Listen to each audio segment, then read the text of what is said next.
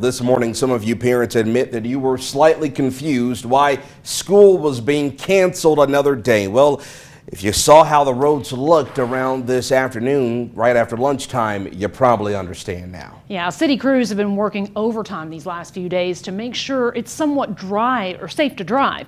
But what's being done at the county level? Yeah, KLBK's Jaxie Pigeon tried to find that out for us today. Jaxie, they've got hundreds of miles in county roads that they're responsible for. But before we get to that, how's it looking in your part of town?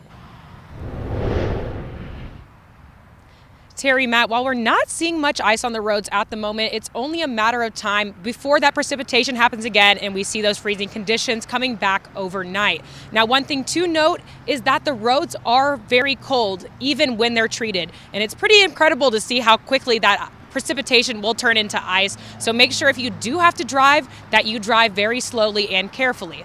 Now, we've heard from TxDOT about what they've been doing on the loop and Marcia Sharp, but tonight we hear from Lubbock County's Director of Public Works, Jennifer Davidson, who says the county has a fleet of trucks and equipment specifically for snow and ice removal. She tells me they use a sand-salt mixture and focus on using that on their most vulnerable and highly trafficked intersections.